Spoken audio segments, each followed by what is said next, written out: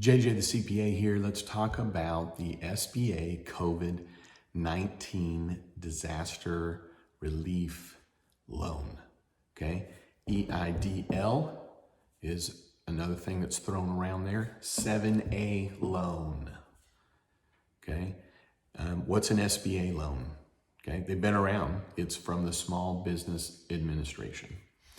So it's not that you don't want to get one of these. It's just that before the CARES Act, that's all there was in terms of immediate, fast relief related to the COVID-19, the coronavirus pandemic, crisis, etc. That's what there was. And the SBA was spectacular about, boom, you can go to a website, you can apply, you're able to get your money quick. So now we have the CARES Act that came into play on Friday, and it introduced to us a brand new concept, nicknamed PPP, Triple P, which is the Paycheck Protection Program, okay? So where the confusion is coming in is that, in essence, it's under the SBA umbrella, okay? But that has nothing to do with the COVID-19 tax relief or the COVID-19 loan relief through the SBA, okay? I mean, they've got other SBA loans, so they've got all kinds of them running around, right? So when you're then talking about PPP, a couple of things, it's a program. Okay, it is a loan, but technically it doesn't become a loan until you've spent all that you can spend on qualified expenses. So I'm going to have another video on that that's really going to compact it, but it's important to talk about PPP in this video when you're talking about the SBA COVID-19 disaster loan.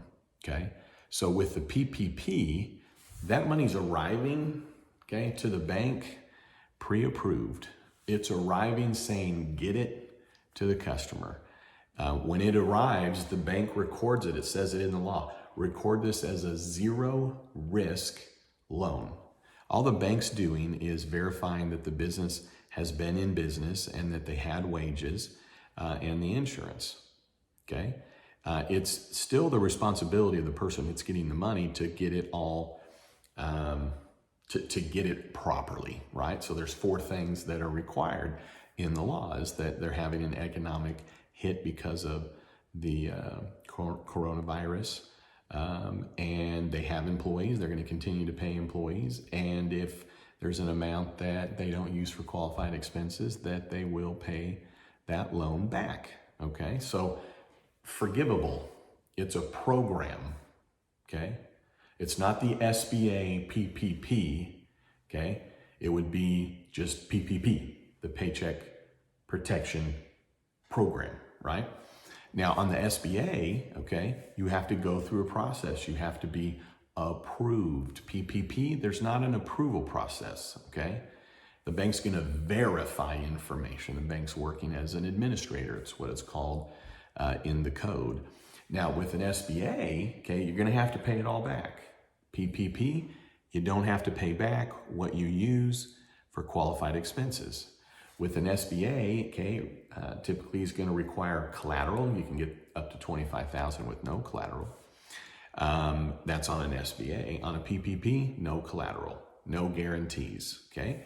On an SBA COVID-19, you need the guarantees, okay?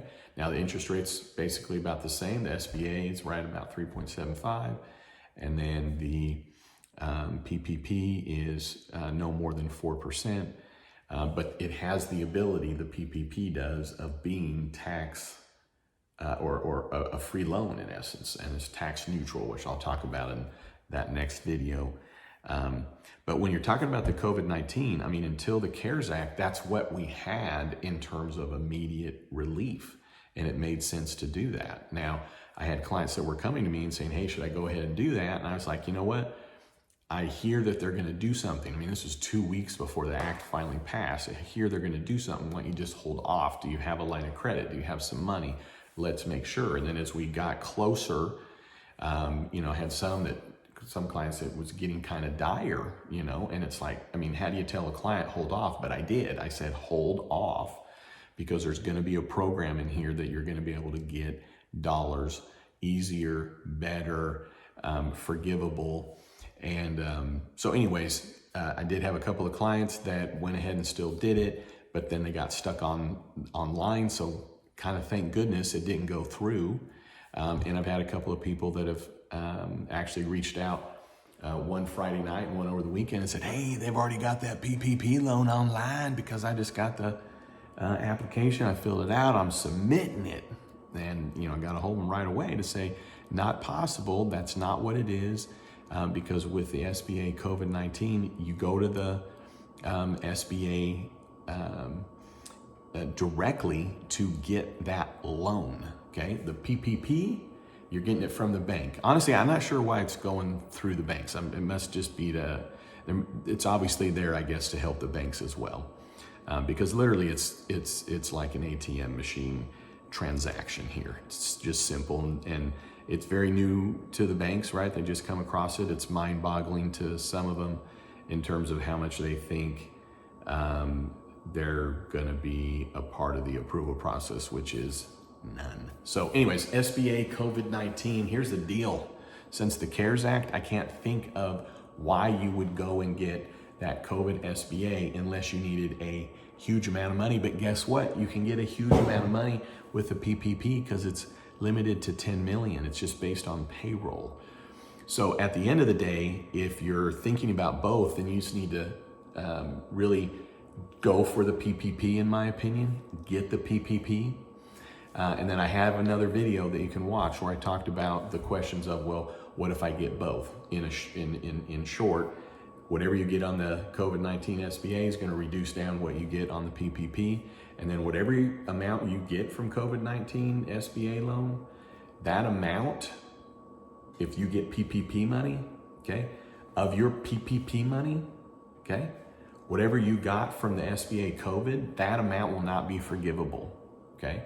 So you get 25K from SBA, you get 75K from PPP, no matter what.